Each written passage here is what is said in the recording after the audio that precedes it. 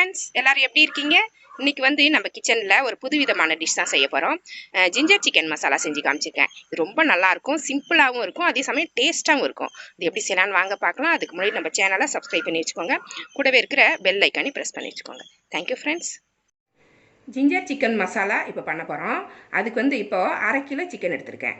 1/2 kilo சிக்கனும் போன்லெஸ்ஸாக எடுத்திருக்கேன். போன்லெஸ்ஸாக வாங்கிட்டு நல்லா வாஷ் பண்ணிவிட்டு இந்த மாதிரி சின்ன சின்னதாக கட் பண்ணி எடுத்துக்கோங்க.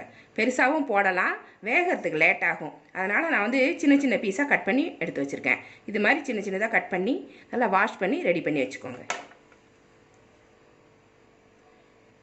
இதுக்கு தேவையான மசாலா அரைக்கணும். அதுக்கு தேவையான பொருட்களை இப்போ பார்த்துடலாம். ஒரு பெரிய வெங்காயம் பொடியாக கட் பண்ணி வச்சுருக்கேன். ஒரு பூண்டு, இது ஒரு 15 பல் பூண்டு இருக்கும், உரித்து எடுத்து வச்சுருக்கேன். ஒரு பெரிய துண்டு இஞ்சி, இவ்வளோ பெருசு எடுத்து வச்சுக்கோங்க. இது ஒரு 3 இன்ச்சு அளவுக்கு இருக்கும், இதை எடுத்து வச்சுக்கோங்க. காரத்துக்கு தகுந்த மாதிரி பச்சை மிளகா, நான் ஒரு 5 பச்சை மிளகாய் எடுத்திருக்கேன். உங்களுக்கு எவ்வளோ காரம் தேவையோ அது மாதிரி நீங்கள் எடுத்துக்கோங்க. அது மாதிரி 2 ஸ்பூன் மல்லி எடுத்து வச்சுருக்கேன். இது எல்லாமே அப்படியே போட்டு மிக்சியில் அரைக்க வேண்டியதான், நம்ம வறுக்க தேவையில்லை, அப்படியே அரைச்சிட்டு வந்துடலாம். இதை எல்லாத்தையுமே மிக்சியில் போட்டு பேஸ்ட்டாக அரைச்சி கொண்டு வந்து ரெடி பண்ணி வச்சுக்கணும். மசாலா இது மாதிரி அரைச்சி ரெடி பண்ணியாச்சு. இப்போ ஒரு பேன் வந்து சூடு பண்ணியிருக்கேன். அதில் எண்ணெய் ஊற்றிக்கிறேன். நான் நல்லெண்ணெய் ஊற்றுறேன். நீங்கள் வந்து சன்ஃப்ளவர் ஆயில் கூட ஊற்றிக்கலாம், உங்களுக்கு எது பிடிச்சிருக்கோ ஊற்றிக்கலாம். கொஞ்சம் நிறையவே ஊற்றுறேன் நான் எண்ணெய். ஒரு கரண்டி ஊற்றுறேன், எண்ணெய் ஊற்றிருக்கேன். எண்ணெய் சூடாயிருச்சு. இந்த அரைச்ச மசாலாவை இந்த எண்ணெயில் போட்டுடலாம். போட்டு நல்லா வதக்கி விட்டுறேன். கொஞ்ச நேரம் இதோட பச்சை வாசனை போகணும்.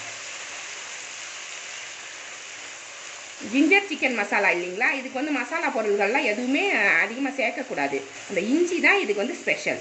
இப்போ வந்து பெப்பர் சிக்கன்னா நம்ம மிளகாய் தான் நிறைய போடுவோம்.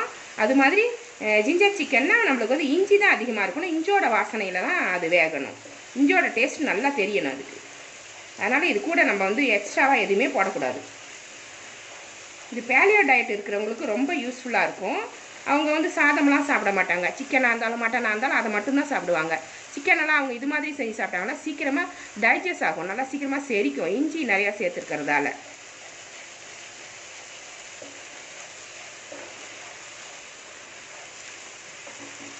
சிக்கனையும் இதோட சேர்த்துக்கலாம்.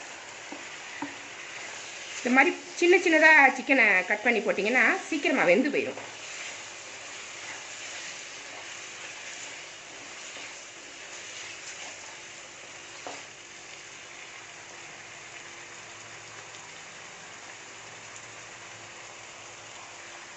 உப்பு தேவையான அளவு போட்டுக்கலாம்.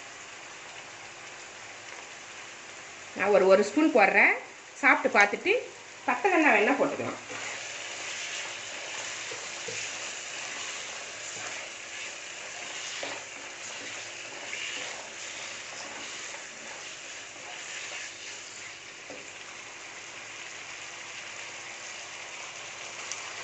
சிக்கன் வேகிறதுக்கு கொஞ்சமாக தண்ணி ஊற்றிக்கலாம்.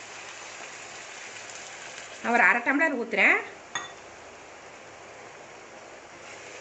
நல்லா கிளறி விட்டுட்டு மூடி விட்டுருவோம். நடுவில் கிளறி விட்டுக்கணும், கிளட்டி விட்டுக்கிட்டே இருக்கணும். அப்போ தான் ஈவனாக வேகும். அது நல்லா வேகிற வரைக்கும் வெயிட் பண்ணி எடுக்கணும். இதை ஒரு லிட்டு போட்டு மூடிடலாம். சிக்கன் நல்லா வெந்துருச்சு.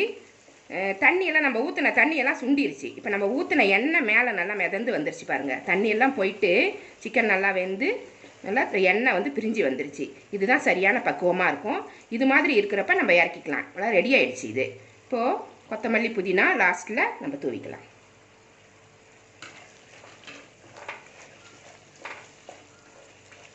ஜிஞ்சர் சிக்கன் மசாலா ரெடி ஆகிடுச்சு. இது ஒரு பிளேட்டில் எடுத்து வச்சு உங்களுக்கு நான் காமிக்கிறேன். இது வந்து சைட் டிஷ்ஷாக தொட்டுக்கலாம். இது மெயின் டிஷ்ஷாக வச்சுக்க முடியாது. சாதத்தில் போட்டு பிசைஞ்சு சாப்பிட்டா அவ்வளோவா அது எப்படி இருக்குன்னு தெரியலை. ஆனால் இது தொட்டுக்கிறதுக்கு ரொம்ப நல்லாயிருக்கும். சப்பாத்திக்கு நல்லாயிருக்கும், தோசை இட்லி தோசைக்கு நல்லாயிருக்கும். நம்ம வந்து சிக்கன் குழம்புக்கு இதை சைட் டிஷ்ஷாக வச்சு தொட்டுக்கிறதுக்கு சூப்பராக இருக்கும். எப்பயுமே நம்ம வந்து இதை வந்து ஹோட்டலில் போனால் தான் இதை நம்ம ஆர்டர் பண்ணி சாப்பிடுவோம். வீட்டிலேயே செய்யும்போது நம்மளுக்கு ஒரு சந்தோஷமாக இருக்கும், நல்லாவும் இருக்கும். இது ஸ்டவ் ஆஃப் பண்ணிவிட்டு இது ஒரு பிளேட்டில் எடுத்து வச்சு காமிக்கிறேன்.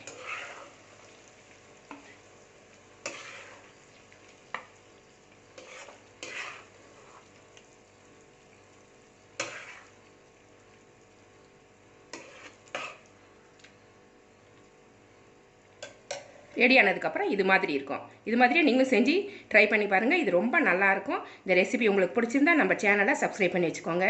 கூடவே இருக்கிற பெல் ஐக்கனை ப்ரெஸ் பண்ணி வச்சுக்கோங்க. லைக் பண்ணுங்கள், ஷேர் பண்ணுங்கள், கமெண்ட் பண்ணுங்கள். இவ்வளோ நேரம் என்னோடய வீடியோவை பார்த்தா எல்லாருக்குமே நன்றி. Thank you friends.